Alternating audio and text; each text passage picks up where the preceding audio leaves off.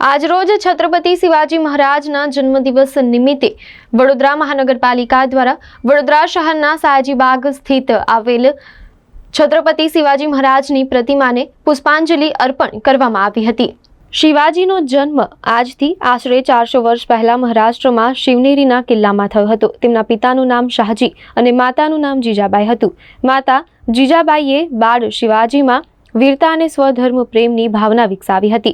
ગુરુ દાદાજી કોંડદેવે શિવાજીને ઉત્તમ રાજકીય અને લશ્કરી તાલીમ આપી હતી। શિવાજી નીડર, ચતુર, ઉદાર, શક્તિશાળી, ધર્મસહિષ્ણુ અને કાર્યદક્ષ રાજવી હતા। તેમણે મરાઠી પ્રજાના રાષ્ટ્રપ્રેમની ભાવના મૂર્ત કરી સબળ નેતૃત્વ પૂરું પાડ્યું હતું।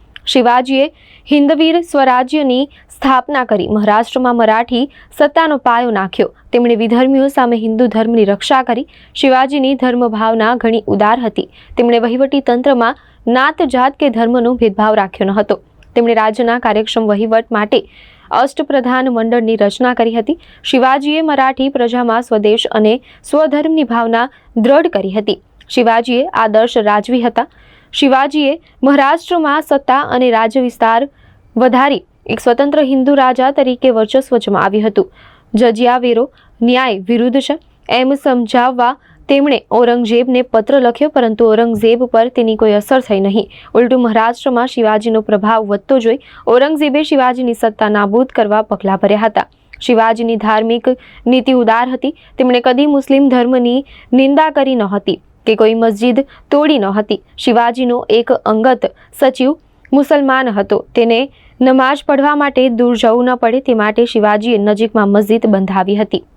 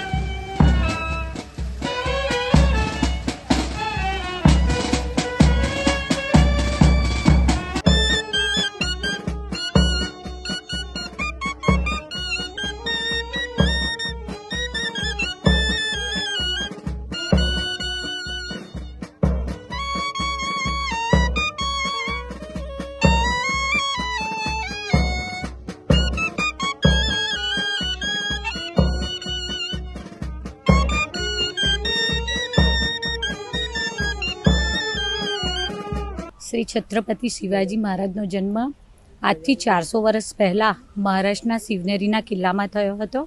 માતા જીજાબાઈ દ્વારા બાળ શિવાજીમાં જ વીરતા અને સ્વધર્મ પ્રેમની ભાવના જાગૃત કરવામાં આવી હતી. તો શિવાજી દ્વારા મહારાષ્ટ્રની મરાઠી પ્રજામાં, સમગ્ર દેશની મરાઠી પ્રજામાં સ્વધર્મ પ્રેમ અને રાષ્ટ્રપ્રેમની ભાવના જગાડવામાં આવી હતી. તેમણે હિન્દવી સ્વરાજની સ્થાપના કરી અને મહારાષ્ટ્રમાં હિન્દી સ્વરાજની સ્થાપના કરી હતી.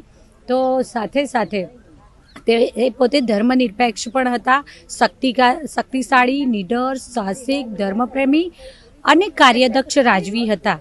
તેમણે પોતાના રાજ્યનો વહીવટ ખૂબ સારી રીતે ચાલે તે માટે અષ્ટપ્રધાન મંડળની સ્થાપના કરી હતી. ધર્મપ્રેમી હોવાની સાથે સાથે તેમની ધાર્મિક ભાવના પણ ખૂબ ઉદાર હતી. પોતાના અંગત સચિવ જે મુસ્લિમ ભાઈ હોવાના કારણે તેમને નમાઝ પડવા દૂર ન જવું પડે તે માટે તેમને નજીકમાં જ મસ્જિદ પણ બનાવી આપી હતી. તેમણે મહારાષ્ટ્રમાં હિન્દવી સ્વરાજની સ્થાપના કરી અને સબળ નેતૃત્વ પૂરું પાડ્યું હતું. જે તે સમયે જજ્જાવેરો નાબૂદ કરવા માટે તેમના દ્વારા ઔરંગઝેબને પત્ર લખવામાં આવ્યો હતો. તો એ વિષયની ધ્યાન પર લેવાના બદલે ઔરંગઝેબે તેમનું પ્રભુત્વ વધતું જોઈ અને તેમની પર ચઢાઈ કરવાની પણ કોશિશો કરી હતી. છત્રપતિ શિવાજી મહારાજ, જેમણે હિન્દુ ધર્મ અને હિન્દુ સ્વતંત્રતા માટે એમણે પોતે સબળ નેતૃત્વ પૂરું પાડ્યું હતું. વડોદરા મહાનગરપાલિકા દ્વારા પ્રતિવર્ષ વડોદરા શહેરના સયાજીબાગ ખાતે શ્રી છત્રપતિ શિવાજી મહારાજને પ્રતિમાને પુષ્પાંજલિ અર્પણ કરવાનો કાર્યક્રમ રાખવામાં આવતો હોય છે. તે મુજબ આજ રોજ મારા સૌ સાથી સભાસદશ્રીઓ સાથે મળીને તેમને હૃદયાંજલિ અર્પણ કરી. આભાર. આજે મહાન વિભૂતિ છત્રપતિ મહારાજની જન્મ જયંતિ છે. છત્રપતિ મહારાજ એટલે શું?